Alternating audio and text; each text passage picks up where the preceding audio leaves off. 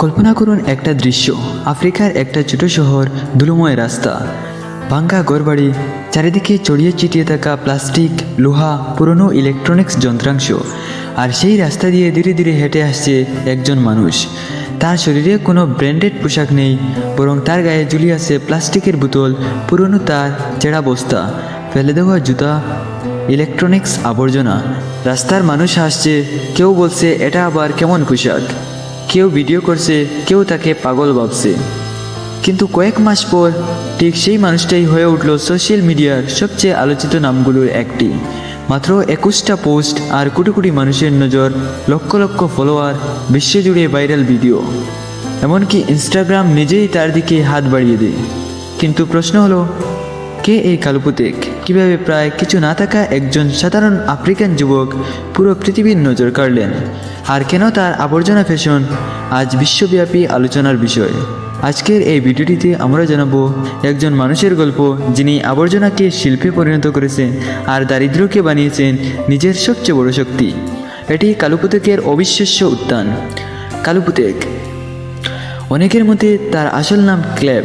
তিনি এসেছেন পূর্ব আফ্রিকার দেশ ইথিওপিয়া থেকে, একটা দেশ যেখানে হাজার বছরের ইতিহাস আছে, অসাধারণ সংস্কৃতি আছে, কিন্তু সেই সঙ্গে আছে দারিদ্র্য, সীমাবদ্ধতা এবং কঠিন বাস্তবতা। কালুর শৈশব কেটেছে বিলাসিতার মধ্যে নয়। না ছিল দামি স্টুডিও, না ছিল ফ্যাশন স্কুল, না ছিল বড় কোনো ডিজাইনারের সংযোগ। ছিল শুধু চারপাশে পড়ে থাকা ভাঙ্গা জিনিসপত্র, আবর্জনা এবং এক অদ্ভুত কাল্পনিক শক্তি। যেখানে অন্য মানুষ আবর্জনা দেখত, কালু সেখানে দেখতেন সম্ভাবনা। পুরনো বোতল দেখে তিনি ভাবতেন এটা দিয়ে পোশাক বানানো যায়। ছেঁড়া বস্তা দেখে ভাবতেন এটা একটা ডিজাইন হতে পারে। ভাঙ্গা তার, স্ক্র্যাপ মেটেল, পুরনো জুতো, সবকিছু তার কাছে ছিল একটা নতুন আইডিয়া। এবং এখান থেকেই শুরু হয় এমন এক যাত্রা যা পরে পুরো ইন্টারনেটকে নাড়িয়ে দেয়। ফ্যাশন ইন্ডাস্ট্রি মানেই আমরা কী ভাবি? দামি কাপড়, বিলাসবহুল ব্র্যান্ড, মিলান, প্যারিস, নিউ ইয়র্কের র্যাম্প। কিন্তু কালপুতেক পুরো নিয়মটাই বদলে দিলেন। তিনি এমন পোশাক বানাতে শুরু করলেন যেগুলি তৈরি হতো প্লাস্টিকের বোতল দিয়ে, ভাঙ্গা ইলেকট্রনিক্স পার্টস দিয়ে, পুরনো তার দিয়ে, ছেঁড়া চালের বস্তা দিয়ে, এমনকি ফেলে দেওয়া জুতা দিয়ে। এবং সবচেয়ে আশ্চর্যের বিষয় হলো, এই পোশাকগুলো দেখতে শুধু অদ্ভুত ছিল না, এগুলো দেখতে পাওয়ারফুল ছিল, ইউনিক ছিল, কিছু একটা আলাদা ছিল, কারণ এগুলোর মধ্যে ছিল বাস্তবতা, সংগ্রাম এবং ক্রিয়েটিভিটি। বিশ্বের বড় বড় ডিজাইনাররা কোটি কোটি টাকা খরচ করে কালেকশন তৈরি করেন, আর কালু প্রায় কিছু না থাকা অবস্থায় এমন ফ্যাশন তৈরি করলেন যা মানুষকে স্ক্রল থামাতে বাধ্য করেছে। কিন্তু আসল ম্যাজিক ছিল অন্য জায়গায়, সেটা ছিল তার আত্মবিশ্বাস। একবার ভাবুন তো, আপনি যদি আবর্জনা দিয়ে তৈরি পোশাক পরে রাস্তায় হাঁটেন, তাহলে কেমন লাগবে? বেশিরভাগ মানুষ লজ্জা পাবে, মাথা নিচু করে হাঁটবে। কিন্তু কালু, তিনি হাঁটতেন একজন আন্তর্জাতিক সুপার মডেলের মতো, মাথা উঁচু করে, চোখে আত্মবিশ্বাস নিয়ে, কোনো ভয় ছাড়াই। আর ঠিক এই জিনিসটাই মানুষকে অবাক করে দেয়, কারণ ইন্টারনেট অরিজিনালিটি ভালোবাসে।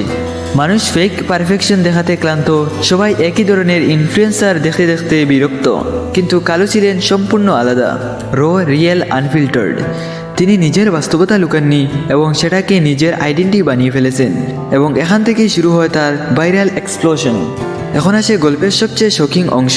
কালুপুতেকের ইনস্টাগ্রাম অ্যাকাউন্টে ছিল মাত্র 21টা পোস্ট। হ্যাঁ, মাত্র 21টা, কিন্তু সেই 21টা পোস্ট দিয়ে তিনি অর্জন করেন লাখ লাখ ফলোয়ার।